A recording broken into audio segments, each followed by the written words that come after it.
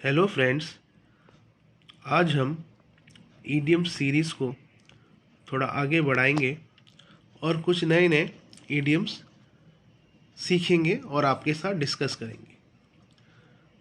ये ईडियम्स, जैसे मैंने पहले भी कहा है, ये आपके प्रीवियस ईयर्स के क्वेश्चंस में से ही लिए गए हैं, जो कि काफ़ी इम्पॉर्टेंट है। और ये ईडियम्स रिपीटेशन होता है, इनका एग्ज़ाम्स में रिपीटेशन होता है। प्लस ऐसे भी कुछ ईडियम्स हैं जो आपके एग्ज़ामिनेशन पॉइंट ऑफ व्यू से बहुत इम्पॉर्टेंट है, जो आपको जानना और समझना चाहिए। तो मैं कोशिश करूँगा कि ईडियम्स में आपको कुछ एग्जाम्पल भी देता चलूँ, ताकि वो चीज़ आपको और अच्छी तरह से समझ में आ जाए और आप कोई एग्ज़ाम में गलती ना करें। तो चलिए शुरू करते हैं। सबसे पहला जो ईडियम है वो है cupboard love. Means loving someone to get something from the person. मतलब किसी मनुष्य को या किसी व्यक्ति को प्यार करना, ताकि उसके बदले में वो हमें कुछ चीज़ें दे या हम उनसे कुछ चीज़ें डिमांड कर सकें। जैसे बच्चे लोग होते हैं, जो अगर उनको कोई कोई चीज़ लेना होता है मम्मी पापा से, या उनका कोई डिमांड होता है, तो वो मम्मी पापा को बहुत ज़्यादा प्यार करते हैं या बहुत ज़्यादा प्यार से बोलते हैं कि मुझे ये चीज़ दिला दीजिए, मुझे ये चीज़ दिला दीजिए। मतलब वो थोड़ा ज़्यादा ही अफेक्शनेट और प्यार दिखाते हैं। तो उसको कपबोर्ड लव कहते हैं कि अगर मुझे आपसे कोई चीज़ चाहिए तो उसके बदले में मैं आपको अपना ज़्यादा प्यार अगर दिखाऊं, ताकि मुझे वो चीज़ आप दे दें। तो इसे हम इंग्लिश में कपबोर्ड लव कहते हैं। नेक्स्ट है cost a bomb. Means to very expensive. मतलब कोई चीज़ जिसका मूल्य बहुत है, जैसे अगर कोई गाड़ी है या कोई घर है जिसका मूल्य बहुत है, लाखों में है या करोड़ों में हो सकता है, तो उसको हम इंग्लिश में कॉस्ट अ बॉम्ब कहते हैं। नेक्स्ट है roll your sleeves up. Means to prepare for work hard. मतलब कठिन परिश्रम करने के लिए तैयार हो जाना। जैसे मान लीजिए अगर मेरा एग्ज़ाम है कुछ दिनों के बाद, फाइनल एग्ज़ाम है या कोई भी इम्पोर्टेंट एग्ज़ाम है जो मेरे लिए बहुत इम्पोर्टेंट है, जिसमें मुझे पास करना या अच्छे नंबर लाना बहुत ज़रूरी है, तो हम क्या कहते हैं, या जैसे मानिए कोई काम जब आप करते हैं, करने से पहले क्या होता है, अगर फुल शर्ट आप पहनते हैं तो अपने स्लीव्स को ऊपर उठाते हैं ना, तो मतलब आप उस काम के लिए तैयार हो रहे हैं, वो हार्ड वर्क करने के लिए तैयार हो रहे हैं। तो इसका मतलब यही है, हार्ड वर्क या कठिन परिश्रम करने के लिए तैयार रहना, तैयार हो जाना, क्योंकि वो वर्क बहुत कठिन है जो आपके लिए बहुत इम्पोर्टेंट है। नेक्स्ट है with heavy heart. Means with pain and regret. अगर कोई ऐसा कोई दुखद समाचार है या कोई खराब खबर है जो आपको किसी दूसरे को सुनाना होता है, तो आप उसको विद हैवी हार्ट, दुख के साथ सुनाते हैं। मीन्स भारी हृदय के साथ सुनाते हैं। कोई भी ख़राब खबर या कोई भी ख़राब न्यूज़ अगर हम किसी को देते हैं, तो वो विद हैवी हार्ट होता है, एक पेन के साथ, एक रिग्रेट के साथ, एक दुख के साथ उसको शेयर करते हैं। तो उसको इंग्लिश में विद हैवी हार्ट बोलते हैं। नेक्स्ट है cut and run. Means to avoid a difficult situation by leaving suddenly rather than deal with it. क्या मतलब हुआ इसका हिंदी में? मान लीजिए एक डिफ़िकल्ट सिचुएशन आने वाली है या एक डिफ़िकल्ट सिचुएशन आ चुकी है, मैं उस डिफ़िकल्ट सिचुएशन को मुकाबला करने की जगह, मैं उस डिफ़िकल्ट सिचुएशन से लड़ने की जगह, अगर मैं वहाँ से भाग खड़ा होता हूँ ताकि उसको अवॉइड किया जा सके, तो उसे कट एंड रन कहते हैं। जैसे अगर कोई एग्ज़ाम्पल दिया जाए, मैं देखता हूँ मेरा कोई एक दोस्त जिसकी कंडीशन अच्छी नहीं है, जो काफ़ी आर्थिक तंगी से गुज़र रहा है, मैं जब रास्ते से जा रहा हूँ इधर से, तो मैं देख रहा हूँ सामने से आ रहा है, जिसने पहले भी मुझसे मान लीजिए कुछ पैसे उधार मांगे थे जो अभी तक नहीं दे पाया। तो ऐसे में मुझे लगा कि वो मुझसे शायद वापस पैसे मांग सकता है, तो मैं उसको नज़रअंदाज करके वहाँ से भाग खड़ा होता हूँ या वहाँ से निकल जाता हूँ, इस डर से कि शायद वो मुझसे दोबारा पैसे ना मांग ले। तो यही हुआ कि अब वो जो डिफ़िकल्ट सिचुएशन हो, मे भी वो मांग भी सकता था, नहीं भी मांग सकता था, तो डिफ़िकल्ट सिचुएशन को देख के मैं भाग जाता हूँ। या अगर ऐसा मान लीजिए किसी का मैंने पैसा उधार लिया है, बहुत दिनों से मैं उसको नहीं चुका पाया हूँ, वो मुझे कई बार बोला है चुकाने के लिए, लेकिन मैं फिर भी नहीं चुका पा रहा हूँ किसी भी आर्थिक तंगी के कारण, मे भी जेन्युइन ही हो सकता है। तो अगर मैं देख रहा हूँ कि वो मुझे सामने से वो आ रहे हैं, तो मुझे लगा कि वो तो मुझको देखेंगे तो वापस पैसा मांगेंगे, तो मैं उनको अवॉइड करके चला जाता हूँ। तो इसको हम कट एंड रन कहते हैं। नेक्स्ट ईडीएम की तरफ बढ़ते हैं।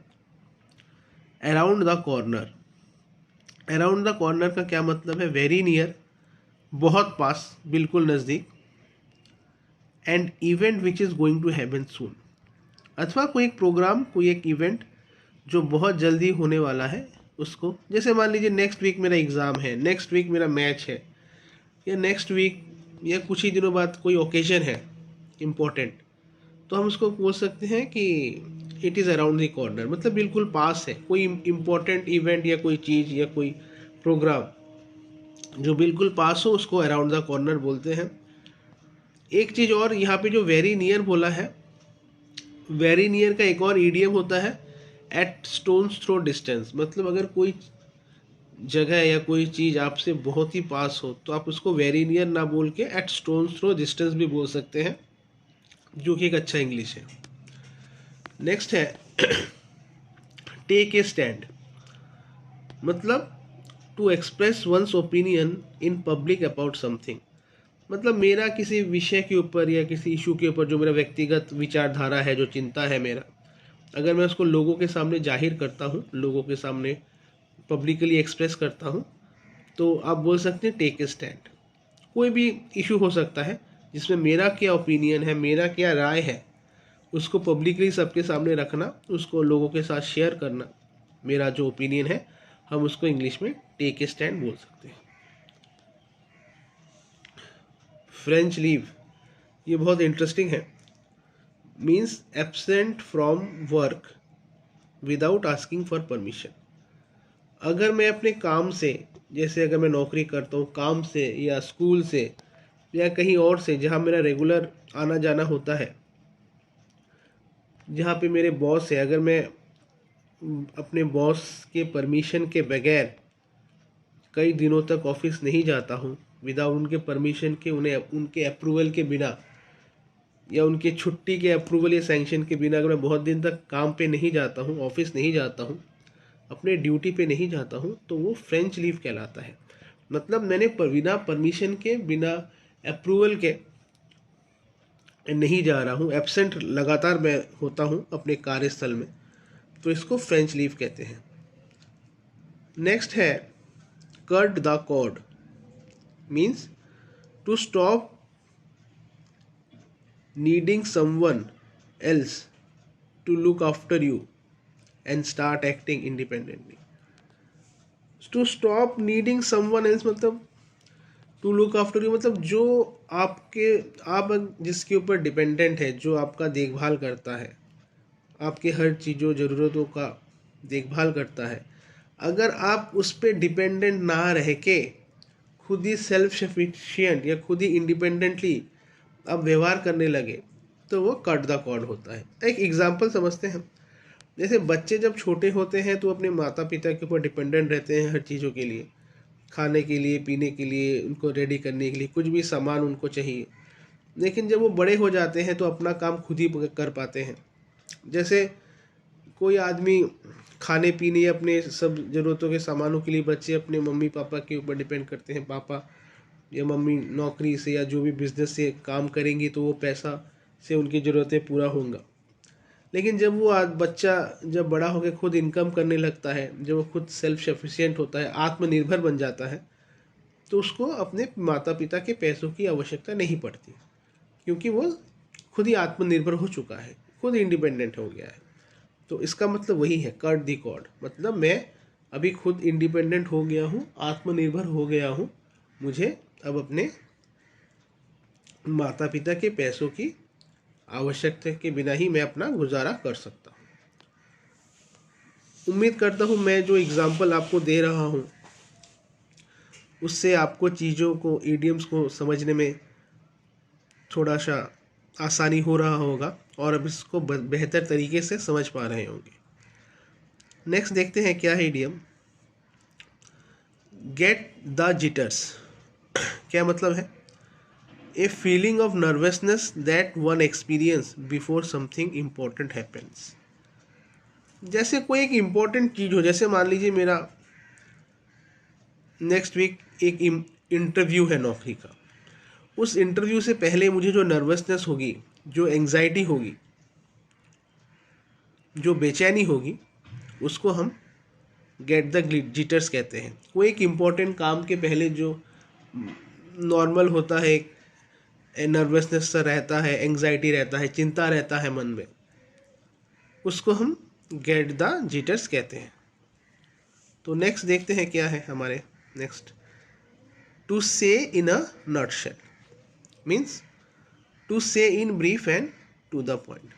मतलब बिल्कुल सीधा सीधा संक्षेप में कहना, ज़्यादा बड़ा चढ़ा के ना कहना, टू द पॉइंट जितना ज़रूरी है उतना ही कहना, छोटे शब्दों में अपनी बात को करना, अपनी बात को कहना, इम्पॉर्टेंट बातों को ही कहना, ये to say in A nutshell इसको बोला जाता है।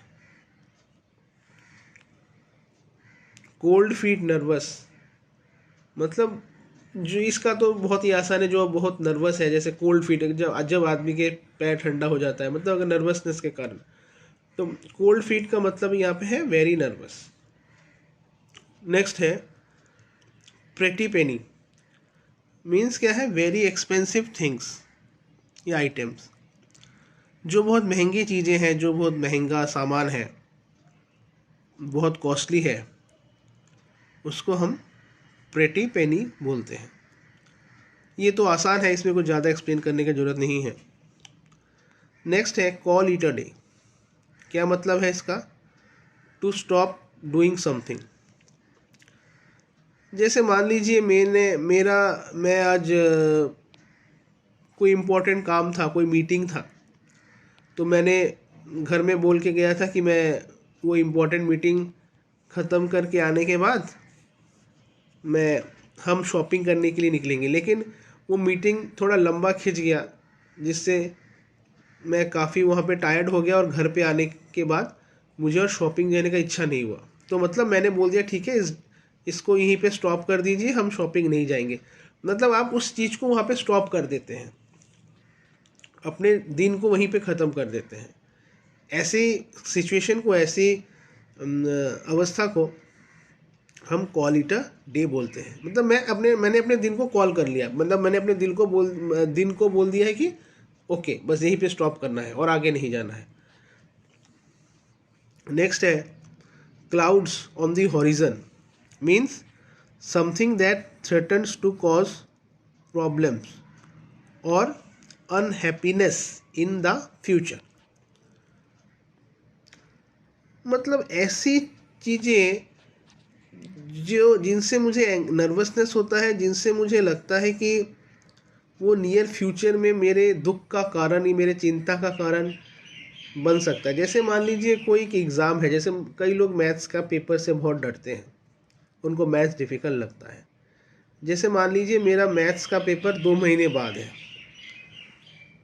तो मैं अभी से डर रहा हूँ कि 2 महीने बाद मेरा मैथ्स का फाइनल पेपर है, कैसा पेपर होगा, अच्छा होगा कि नहीं होगा, मार्क्स शायद अच्छे नहीं आएंगे, मैं फेल हो जाऊँगा। तो वो जो चिंता है, जो अभी नहीं है लेकिन 2 महीने के बाद ही है, लेकिन उसका जो चिंता अभी से मुझे सताता है, अभी से मुझे डर लगता है, अभी से मुझे लगता है कि मैं क्या होऊंगा, मेरी जो नर्वसनेस है, जो मुझे थ्रेट करता है, तो वैसा कोई सिचुएशन जो जिससे मुझे नर्वसनेस होता है, जिससे मुझे डर लगता है, जिससे मुझे चिंता रहता है, उसको हम इंग्लिश में क्लाउड ऑन द हॉरिजन बोलते हैं। नेक्स्ट है put something on ice. Means to postpone something. ये तो बहुत सिंपल है, टू पोस्टपोन समथिंग मतलब हम चीज़ों को पोस्टपोन कर देना, मतलब आगे आगे ढकेल देना, मतलब जो काम मुझको जिस डेट पे करना है उस डेट पे ना करके उसको पोस्टपोन करना। नेक्स्ट है on top of the world, A state of extreme happiness, अत्यधिक खुशी, चरम खुशी, बहुत आनंद। जैसे अगर मैं क्लास में फर्स्ट आ गया तो जो बहुत खुशी हुई तो उसको, या जैसे मैं कोई एग्ज़ाम में पास कर गया, मुझे नौकरी मिल गया जिससे मुझे बहुत खुशी होती है, या मान लीजिए मुझे कोई लॉटरी लग गया है बहुत बड़े अमाउंट का जिससे मुझे बहुत खुशी होती है, मैंने ऐसा कुछ कारनामा किया जिससे मेरी बहुत तारीफ हुई, तो उससे जो मुझे खुशी मिलती है, बहुत उच्च स्तर की जो खुशी मिलती है ना, उसी को हम बोलते हैं on the top of the world. तो ये लास्ट इडियम है आज के वीडियो का, तो इसको देख लेते हैं क्या है। पुल द लास्ट स्ट्रॉ क्या बोलना चाहता है? The final point in a series of unfortunate events when one feel one cannot take it anymore. जैसे मान लीजिए किसी के साथ एक के बाद एक उसका खराब समय चल रहा है, कुछ भी काम उसका बन नहीं रहा है, हर काम बिगड़ते जा रहा है। फॉर एग्जाम्पल एक उदाहरण की तरह से अगर लेते हैं, जैसे किसी ने शेयर मार्केट में पैसा लगाया तो उसका पैसा डूब गया, फिर मान लीजिए उसके घर में कोई बीमार हो गया, फिर उसके बाद मान लीजिए उसका नौकरी में प्रॉब्लम हो गया, नौकरी चला गया, मतलब एक के बाद एक उसका कंटिन्यू उसका प्रॉब्लम्स बढ़ता जा रहा है। Series of events, unfortunate event, series एक लगातार श्रृंखला में सारे काम बिगड़ते जा रहे हैं, और लास्ट में मान लीजिए उसके घर में किसी की डेथ वगैरह हो जाती है, तो मतलब उसके बाद वो हार जाता है, उसके बाद वो बोलता है कि नहीं मैं और नहीं झेल सकता, मेरे साथ और बुरा नहीं हो सकता।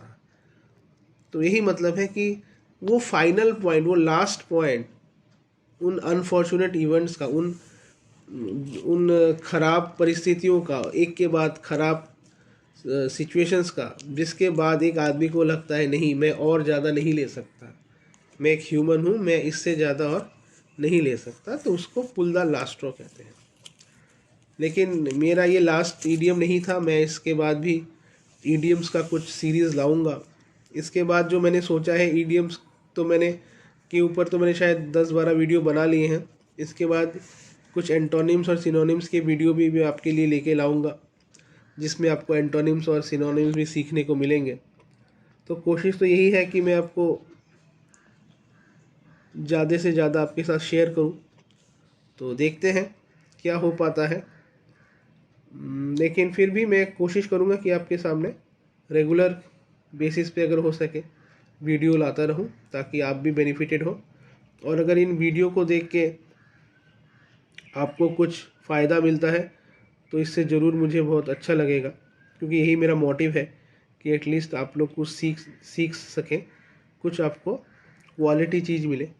मैं कोशिश करता हूँ कि आपके लिए ढूंढ के अच्छे ईडियम्स लाऊं जो एग्ज़ामिनेशन पॉइंट ऑफ व्यू से बहुत ही इंपॉर्टेंट है, जिसे आपको जानना चाहिए। तो देखते हैं, मिलते हैं नेक्स्ट वीडियो के लिए। तब तक के लिए आपको सबको थैंक यू।